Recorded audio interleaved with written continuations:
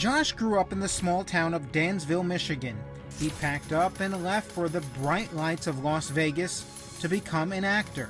Hi, my name is Josh Dufort. Josh met his close friend Nicolas Gaetanos in acting class. Josh was a really great and passionate guy. He was always there for his friends. And the girl who worked at the local bakery was smitten. So much so that Shannon Lutz fell in love and moved in with Josh. We were very quickly completely inseparable. Our lives fused together. The most gregarious, sweetest, caring, sarcastic, lightest person in the room. He walked in and everybody was immediately drawn to him. He was a magnet. Any enemies? No, there was not a person who didn't love him, want to be with him, or want to be him. But there was something else that ignited Josh's passions. Boxing. Josh became fast friends with a lightweight champion named Don Juan Futrell. Yes, that's his name. Don Juan.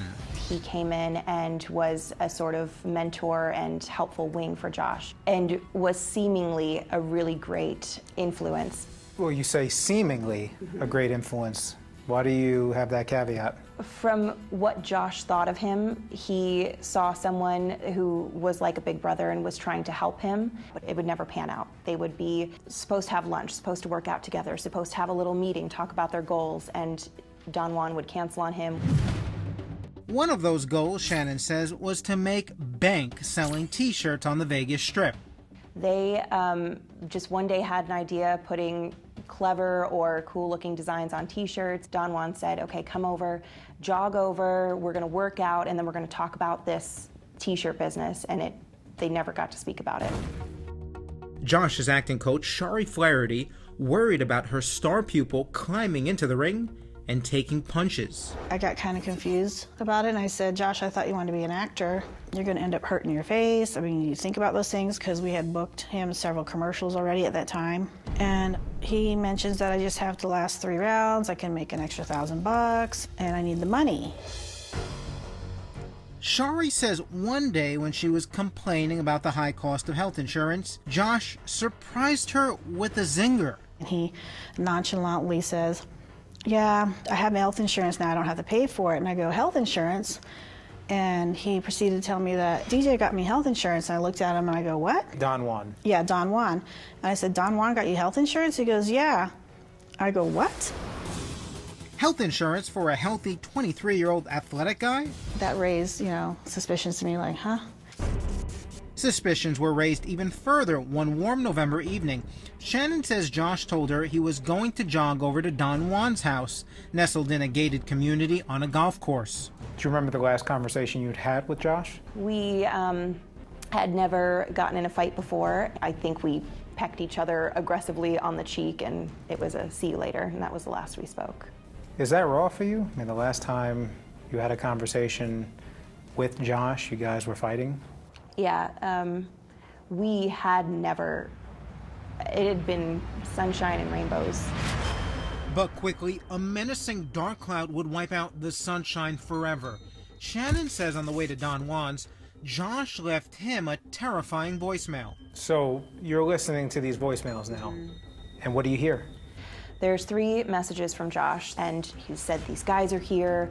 I don't know what to do. I don't know how to get into the gate. They're following me. He's on the corner of Eastern and Pecos Ridge, and that he's just frantic, and he's like, you need to come get me right now. These guys are following me, and he repeats it several times, and then the phone cuts out. Probably his last moments. Yeah.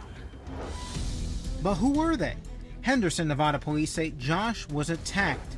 His lifeless body discovered at sunrise the next morning. It's a jogger who basically finds Josh Dufort on the side of this road, beaten and strangled to death. He may have died that morning or the night before. As detectives retrace Josh's last steps and talk to his friends, the trail leads them in a direction no one saw coming. Las Vegas, a sunny place for shady people. But Josh Dufort wasn't one of them. So says his girlfriend, Shannon Lutz. He was everybody's hero. Josh is indestructible. But sometimes a hero, even an indestructible one, can fall victim to evil. Josh was beaten, strangled, murdered. His body dumped beside this road in the Vegas suburb of Henderson. I stood by the casket almost the entire time, just looking at him. I just didn't want him to go away. What are you feeling now, just talking about this whole thing? Devastation, of course. There is not a day that's gone by that I don't think about him, that I don't miss his smile and his jokes. Josh's close friend Nicholas Gaetanos wonders why would anyone want to kill this aspiring actor with a baby face? Like, what could the motive possibly be to kill this guy? The motive could be money. A lot of it. Apparently Josh was well insured. There were 2 life insurance policies worth a whopping $1.75 million. And who was the beneficiary? His mentor and friend, boxer Don Juan Futrell. What friend takes out a life insurance policy on his other friend? Like, you and Josh were boys. Would you take out life insurance policies on each other? Not at all. I mean, does that even cross your mind? No, that's some freaky stuff. It really is. But wait a minute. Didn't Josh allegedly tell his acting coach, Shari Flaherty, that Don Juan paid for health insurance, not life insurance? I just thought it was very odd for somebody who only knew Josh for less than 8 months. I thought that was a bit strange. Did Josh know that there was a life insurance policy taken out on him? No. My understanding from Josh and I's conversations is that Don Juan was helping him get health insurance because he didn't have any. So your understanding is that Josh was tricked? Completely. The day after Josh's body was found on this busy road, cops searched Don Juan's house. In this search warrant, it says they seized miscellaneous life insurance paperwork. Back during the initial investigation, Henderson police said Don Juan was in their sights. Don Juan Futrell is still considered our prime suspect in this open case. The 2 insurance companies denied Don Juan's claim for the payout. One company took him to federal court, and he countersued. And you won't believe what was revealed in court papers. Josh Dufort and Don Juan are listed as domestic partners, but neither one was in a relationship with the other one, aside from a friendship. In the deposition, an attorney asked Don Juan to explain. If I say the words domestic partner, what does that mean to you?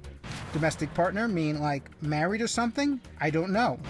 Do you think domestic partners could be gay or straight? I think if you live together, it's domestic. So you don't buy it? No, not at all. And whoever filled out the application claimed that Josh made $180,000 selling t-shirts for the company that he and Don Juan co-owned. You're smirking right now. I mean, Josh didn't have any money. And I hung out with him a lot. He was not living as though he was, banking $180K. Nowhere close. I believe in the year of 2010, he'd made a total of $16,000 for his entire salary for the year. We pinched pennies like crazy. And now this story about 2 boxers takes a wild left hook. It may be Josh's signature on the policy, but the voice on a mysterious audio interview with the insurance company apparently doesn't sound like Josh. So if it's not Josh, who is it? Believe it or not, Don Juan says it sounds like his own brother. We really want to talk to Don Juan, but he lives in this gated community and we can't get to him. So we're going to give him a call and see if he'll come out here and talk to us.